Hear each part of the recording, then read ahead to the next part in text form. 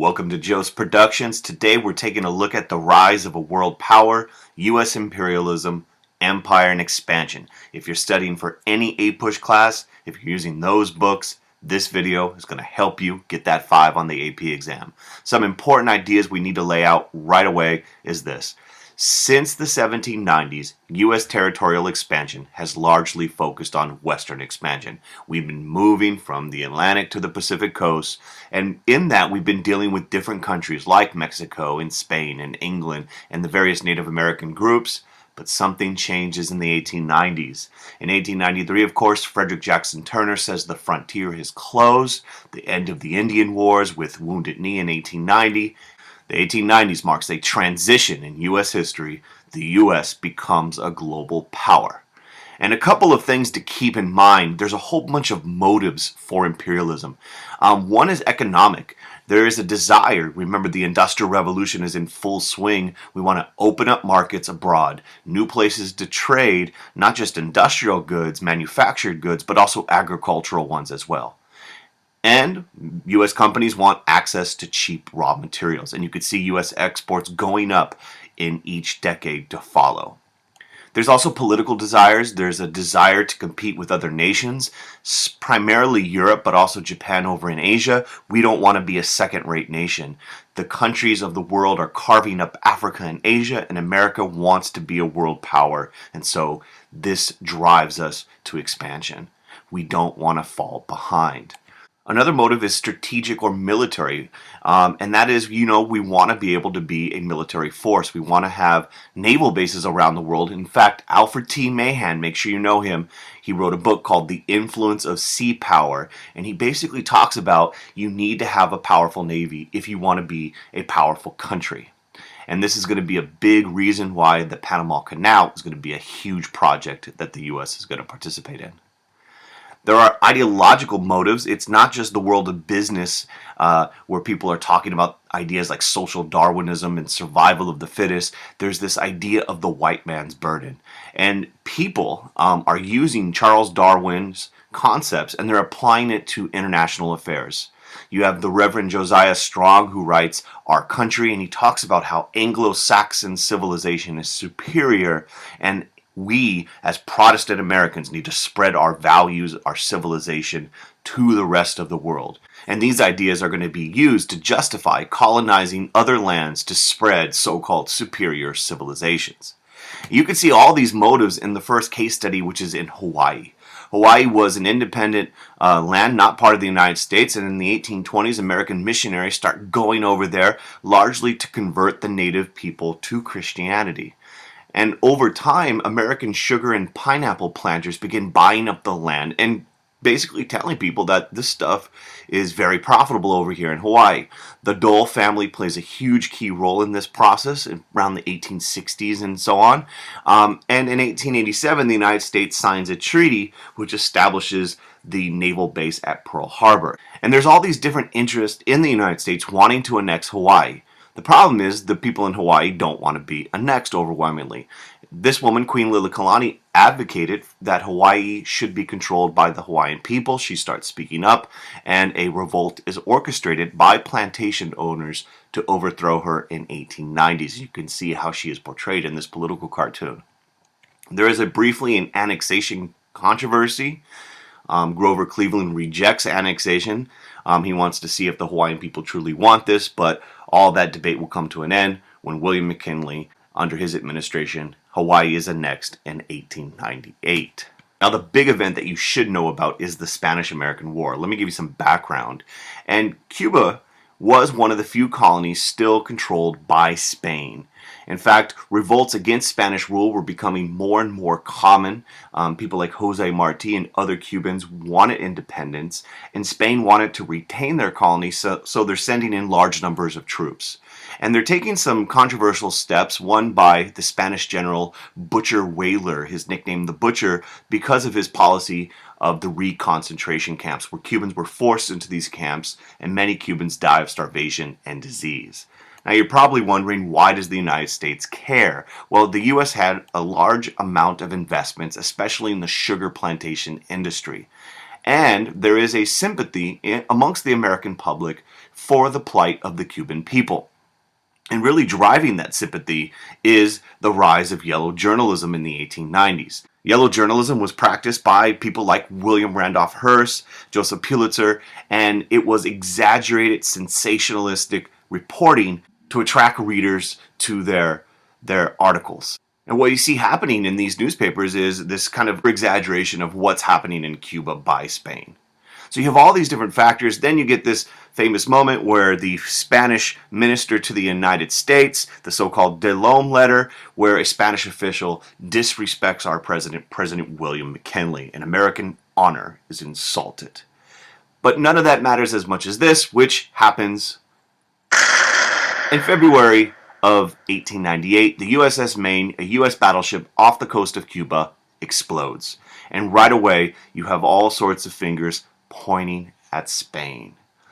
The yellow press blames Spain for the destruction of the battleship Maine. You see this in newspaper headlines and political cartoons. And in April of 1898, the United States declares war against Spain. And the Spanish-American War is going to be the U.S., Cuba, and Philippines versus Spain. At the start of the war, the U.S. Congress passes the Teller Amendment, where the U.S. Basically declares to Cuba, we have no intention of taking over Cuba. They will control their own government, retain their sovereignty, and we'll see how that plays out as the war ends. Spanish-American War was nicknamed by the Secretary of State, John Hay, as the Splendid Little War. It lasts 4 months. Only 400 Americans die during the actual fighting. Thousands more will die from disease. It does begin in the Philippines first. Another Spanish colony, George Dewey, an American naval official, crushes the Spanish fleet in Manila Bay. Theodore Roosevelt resigns as Assistant Secretary of the Navy, joins a group called the Rough Riders, there you can see, and the famous Battle of San Juan Hill in Cuba, a huge U.S. victory. And the war ends as quickly as it starts in August of 1898 with eventually the Treaty of Paris. This treaty is very important because it's going to spark a huge debate in the United States. And here's the big debate. The Treaty of Paris gives the United States Guam, Cuba, Puerto Rico, and the Philippines. Spain is paid $20 million, but all those areas, those 4 new territories, are now under U.S. possession. And the debate is, the impact of the war, the Spanish-American War, is what should the U.S. do with these newly acquired territories? We have now acquired a world empire. There's a huge debate in Congress. You need a 2/3 majority required to ratify a treaty, and there was a lot of people who opposed the Treaty of Paris. There's a group called the Anti-Imperialist League, which opposed annexation of the Philippines and some of those other territories, but the Philippines is going to be the huge controversy. Membership of the Anti-Imperialist League were a diverse group of people. You had Andrew Carnegie, head of the American Federation of Labor, Samuel Gompers, Mark Twain, and others. However, the president at the time, McKinley, favored expansion, and Congress narrowly approves the treaty. And it's important you know about what the U.S. does in Cuba, Puerto Rico, and the Philippines following the war. Let's take a look at Cuba. Remember the Teller Amendment. We were going to leave right after the war was over. Well, it is replaced by the Platt Amendment. And the Platt Amendment is passed in 1901, and you can see that in the political cartoon right there. Cuba's freedom is going to be partially blocked. Under the Platt Amendment, the U.S. can intervene to restore peace and order in Cuba whenever it feels it is necessary. Cuba was forbidden, could not sign a treaty with a foreign power that limited its independence, and the United States would be able to maintain a naval base in Cuba at Guantanamo Bay. So with the Platt Amendment, even though the United States officially withdraws from Cuba, Cuba remains a protectorate of the United States. The U.S. will be overseeing Cuba, and there will be a huge amount of resentment amongst the Cuban people. What about Puerto Rico? Puerto Rico also had restrictions on its freedom. The act that you see right there, Puerto Rico was granted limited degree of popular government. However, it withheld full self-rule. Puerto Rico was not going to get their independence completely. Congress does grant U.S. citizenship to people living in Puerto Rico in 1917. So thank you for Ricky Martin and J-Lo. But the status of places such as Puerto Rico and the Philippines was still uncertain. And one of the key questions was, did the rights and protections under the U.S. Constitution follow the U.S. flag? Since we are controlling Puerto Rico, do they enjoy certain rights that Americans have in the United States? And in the insular cases, you could see J-Lo's reaction right there. She's not too happy what the Supreme Court decides, because in those cases, the court says constitutional rights are not automatically extended to people in American territorial possessions. In other words, they don't have the full rights that Americans living in the U.S. have. And the big one, though, is the Philippines.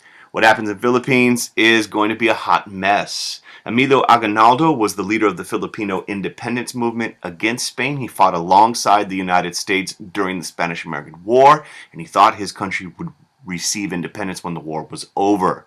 In fact, those thoughts of independence were crushed because a brutal guerrilla war takes place between the U.S. and the Philippines. In fact, that war will last 3 years and thousands of lives will die, many more on the Filipino side. And formal independence would not come to the Philippines until 1946. One of the reasons why the United States was so interested in the Philippines was its close proximity to China. And for a very long time, the U.S. was interested in gaining access to the markets of China. The problem, though, is other nations had carved up China into what were known as spheres of influence. And those were areas of exclusive trading privileges. No other nation was allowed in their particular sphere of influence. So the United States response, Secretary of State John Hay announces the open door policy in 1899. And in that policy, it declared that all nations should have equal trading privileges in China. Now, there was a lot of resentment amongst some Chinese with all this foreign intervention in their country. And in the 1890s, you have an event called the Boxer Rebellion.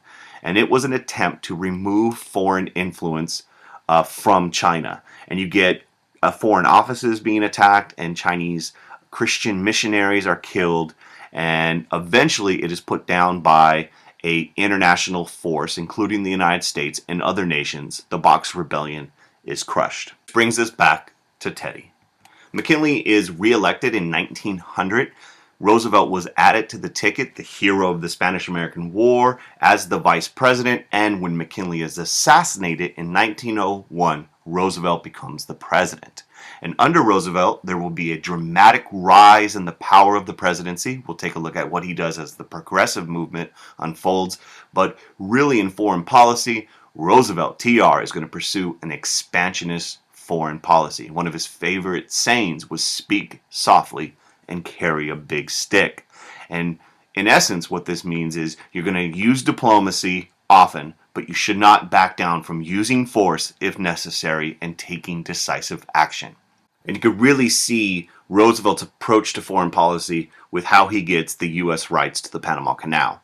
The presence of a canal was dreamed about for many, many years because it would dramatically cut down the amount of time it would take to travel between different parts of the globe. And this would have implications for trade, but also military national security as well. France was the first country to try to formally attempt to build the canal, but ultimately it fails because Panama is a tropical nation, and diseases such as malaria and yellow fever kill thousands of workers. And Roosevelt decides when he gets into office that he's going to attempt to get Colombia, which Colombia controls Panama at this time, to allow the U.S. to build a canal in Panama. And ultimately, Colombia rejects the treaty that would have allowed the U.S. to build the canal, and Roosevelt decides to take matters into his own hands. What he ends up doing is he decides to secretly support the movement for Panamanian independence from Colombia. So the U.S. would secretly back Panama's independence, and of course, the revolution takes place. Panama is free, and shortly after that, the United States and Panama sign a treaty which gives the U.S. the rights to build the canal. And these actions by Roosevelt were controversial, but nonetheless, the canal project begins in 1904. It does strain the relationship between the United States and Latin America, but Roosevelt is excited. There he is checking out the construction. There it is being built, and by 1914, takes a number of years, the Panama Canal is completed. Another important thing that Roosevelt does in Latin America is the Roosevelt Corollary to the Monroe Doctrine. If you remember in 1823, Monroe Doctrine, basically the U.S. says stay the heck out of the Western Hemisphere, Europe. And the problem that was arising was various Latin American countries owed money to countries such as England and Germany. England sends warships to Venezuela in 1902 to collect money. Santo Domingo owed money. And there's a concern by Roosevelt that Europe would keep intervening. So he responds to this perceived threat by issuing the Roosevelt Corollary. And in essence, he says the U.S. has the right to intervene in Latin America. We will be the policeman of Latin America. We will send warships, occupy ports to manage collections of debt or taxes or other things. America's got it. And this dramatically expands U.S. role in Latin America. Various presidents, such as Roosevelt, Taft, and Wilson, will send troops to countries such as Haiti, Honduras, and the Dominican Republic, and Nicaragua under the claim that we are restoring order in these countries. And of course, this is going to further strain relations between the U.S. and Latin America, but also demonstrates growing U.S. foreign presence abroad. And then finally, Roosevelt in East Asia you should know about. Roosevelt wins the Nobel Prize for helping negotiate a peace agreement ending the Russian-Japanese War. Japan basically beats down Russia, and the U.S. is increasingly concerned over the growing strength of Japan in Asia, so they want that war to end. The two countries sign a gentleman's agreement in 1908, and the background is this. Laws in California discriminated against Asian immigrants. There's that nativism again. For instance, San Francisco required Asian students to attend segregated schools. There was this fear on the West Coast of a yellow peril coming and taking over the country. And Roosevelt and Japan reach a compromise because Japan is deeply offended by these laws. And here's what the gentleman's agreement covered. Japan secretly agreed to restrict the immigration of Japanese workers to the U.S. by withholding passports, and TR would pressure California to repeal its discriminatory laws. And that's the background of the gentleman's agreement.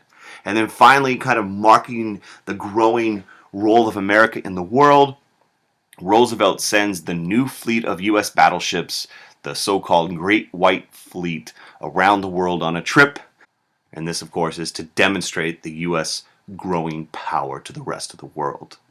Key idea that you should really take away from the video is the fact that McKinley, Roosevelt, we're going to take a look at Taft and Wilson in another video, they all believed in playing a more active role in world affairs. So know about the actions they took and know about the differences and the similarities between their foreign policy goals. That's going to do it for today. If the video helped you out, do me a favor and click like. If you haven't done so, subscribe to the channel. Tell all your APUSH homies and homegirls to do the same. And if you have any questions, post them in the comments. I'll be quick to respond. Have a beautiful day. Peace.